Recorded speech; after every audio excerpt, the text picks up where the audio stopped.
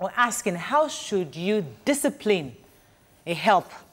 That's your help that stays with you in the house. How would you give your maid the same would you give your maid the same punishment you give your children? Or do you think it would look like you're maltreating them? I think we've discussed this before in the past. Should you just overlook them when they mess up and just don't do anything to them? What are your thoughts? How do you discipline those of them, those that actually help you at home? You can call us on 070-8066-8014. You can also tweet to us at TVC Connect. Please hashtag your TVC so we can read your tweets. I think we've done this before a few years back, and I think at that time, I used to discipline my help exactly the way I was disciplining my child, which I then was corrected I was wrong. Because me, I took Omorogun on my child. I can take Omorogun. In fact, my grandma told me to stop using Omorogun on her. Like, it's not, Omorogun is for turning about. For turning about, the spatula you used to turn about. Okay. So I used to use Omorogun, but grandma said, no, that's wickedness. And I think somebody else on the call, people called and said that it was wrong. I should stop doing that. So I stopped it. But in the beginning, I used to use that also for my help. But then I totally stopped completely. So now, if they do anything wrong, I just keep quiet. I just don't do anything anymore. But in your own view, how do you discipline your helps? I don't discipline my help. My help is a professional help. I mean, first of all, she has to be an adult. This is her job. If she's not doing her job right, madam, please, I'm sorry, I don't need your services any longer. I have no reason to punish you. If I can sit down and advise you once or twice, if I see that you're the sort of person that does not take advice, I'm sorry, this is not working. My own help just left a few months back. So I believe that if I have to take care of you and I see you as a child, I'm going to take care of you the way I would take care of my children.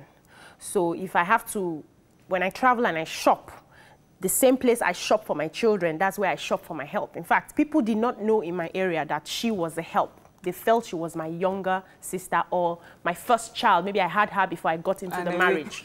Because I treated everybody the same way.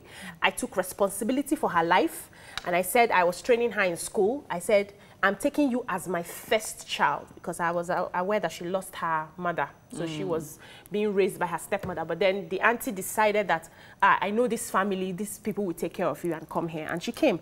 And the way she talks to my husband, like, dear Stevie has expired, though. Make sure you do it before you get home. You won't believe that she was a help. So if I punish my children, I will punish you if you misbehave, because I see you as my child. But knowing what I know now, I think I would never have any help that is not an adult. In fact, I would never have any help that is not a professional. That is that attached again. Exactly. So that I don't start raising you, because I can't have you and you're misbehaving as a child and I'll look away because you're not my... No, you can't be in my space. If you have to be in my space, I have to treat you the same way I treat my children. If I smack my kids, I will smack you. Let's put it in... If it's an employment, then it might be different.